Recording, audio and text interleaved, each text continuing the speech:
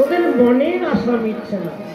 এবার কি করেছে অন্ধকার সখীরা ওদের মনের আশা পূর্ণ করে বলে চৌবনে